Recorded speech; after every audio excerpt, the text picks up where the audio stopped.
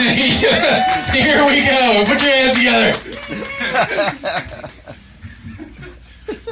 That was awesome. That was such a great intro. I'm just going to do this real quick. Ooh, look at that. Oh, brilliance. Oh. Feels a little bit better. Anyway, how you guys doing? My name is Chris. I was walking out of the house the other day, and I noticed this zit on my forehead. So, like any level-headed grown adult, I clawed at it till it was a bloody mess. Because you know that's way better than how it looked before, right? It's hard being self-conscious all the time. It doesn't take much to throw you off your game. Like the other day I was eating Cheerios directly out of the cereal box while watching a scary movie. Big mistake.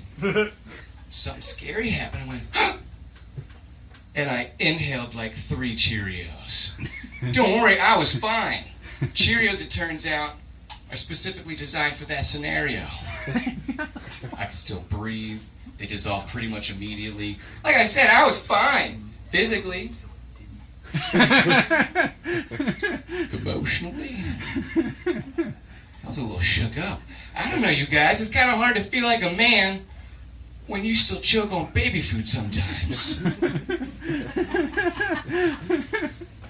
I struggle with my masculinity for lots of reasons. First of all, in spite of this luscious beard, I do not have chest hair. But I do have chest hairs.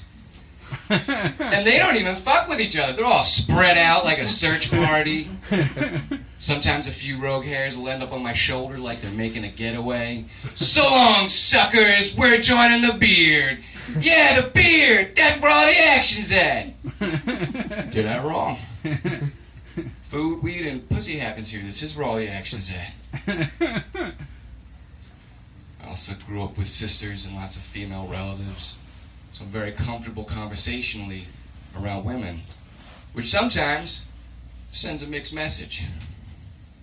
Some people see the way I interact with women and they assume I'm some kind of Casanova getting laid every weekend. Some people see the way I interact with women and they assume I'm some kind of gay. Neither's true, okay? I definitely fuck women infrequently. Getting laid's a whole thing. It's a whole song and dance. Well, we'll say many songs and dances. And I can't be bothered. I'm more like a barnacle. I just kind of lay around and settle for whatever lands in my mouth. Or I don't. I'm kind of a picky eater, which is to say I'm starving. Like, imagine you're lost, crawling through the desert for days. And then you just find a sandwich on the ground and you pick it up like, tuna fish. Pass. That's my sex life in a nutshell. Dating's very stressful. And it shouldn't have to be. I think that dating should be more like shoe shopping. You know, you're like browsing, see a pair of shoes, you're like, oh shit, look at those shoes. They're so cool. They go with my personality. They fit all my outfits. These shoes are awesome. And then you try them on and walk around and they're just not the right fit. Maybe the shoe's too big. You keep wearing that shoe, your foot's going to slide around. You're going to end up with a blister. Guess what? You got to take the shoe off anyway. And now, no matter what shoe you put on, it's still going to hurt. Or maybe the shoe's too small. You keep wearing that shoe, you're going to wear the shoe out, bust out a hole with your big toe. Now, nobody can wear the shoe. The point is, if the shoe doesn't fit, take the shoe off. There's nothing wrong with the shoe. There's nothing wrong with the foot. It's not shoe. It's me. It's a long way to go from mediocre prime.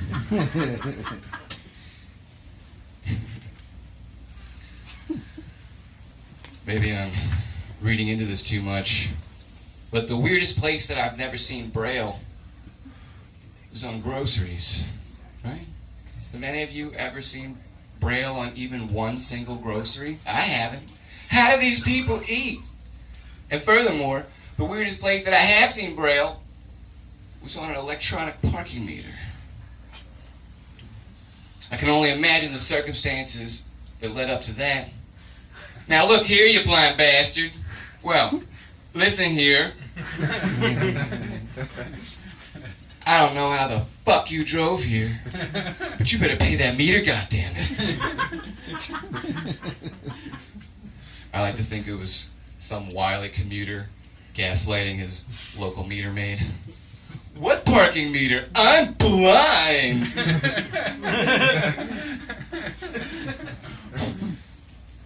Probably how it happened. How come we use words like bananas and nuts as a substitute for the word crazy? What is that? Sound like a vestige from some time when bananas and nuts were still new and novel in these United States?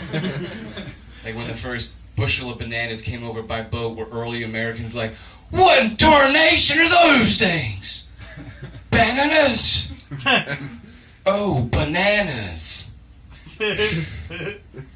That's nuts. That is a stupid joke. Shame for laughing at that. When my youngest brother was 12, I told him that wet dreams were nothing more than ghost hand jobs. He didn't sleep for a week. Terrifying. It'd be funny to start a haunted brothel. You know, for all those people out there into spooky coitus. I mean, I think we all have at least one friend out there who would totally fuck a ghost. I'm that friend.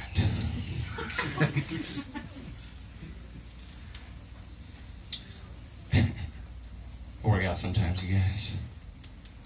After a good workout, I like to hit the dry sauna.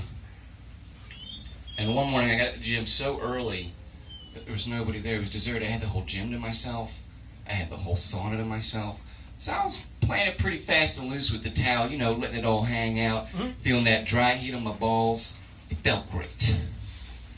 And then this tall, chubby black man with glasses walks into the sauna and immediately addressed the normal, regular-sized elephant in the room. He said, "Why, how very European of you. Much respect." And then he dropped his towel. And I said, "Well, thank you." And then we had a very brief and pretentious conversation about how prude and homophobic American men are. You know, just two dudes having a laugh with their dicks out. We've all been there.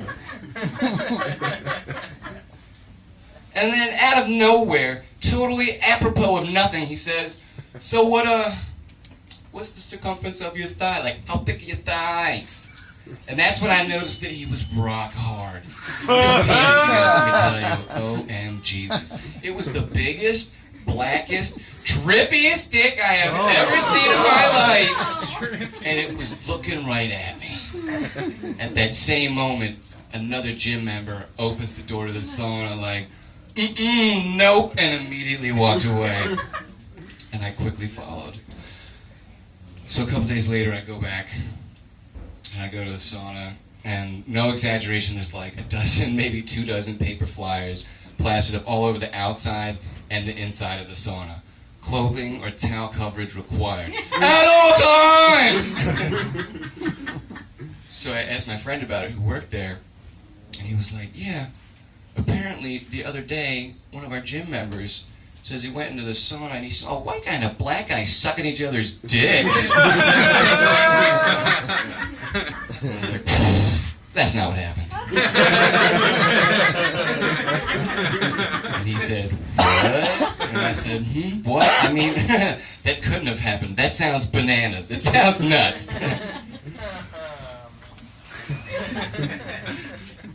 That callback wasn't as... It was disappointing. I agree with that guy.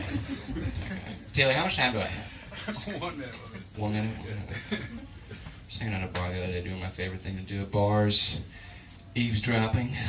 I was overhearing this conversation between a med student and his date, and he was explaining to her how long it takes and how difficult it is to become a doctor. And she was like, "Oh my God, that sounds so hard. How do you do it?" And he gets this faraway look in his eye, and he's like, "Well, at the end of the day, if I could save even just one man's life, it was all worth it." I was immediately jealous. I was like, "Shit! I can't say anything like that. I'm a comedian.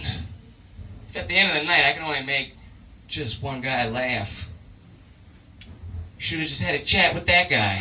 Left everybody else out of it. All right, thank you guys very much. I appreciate your time.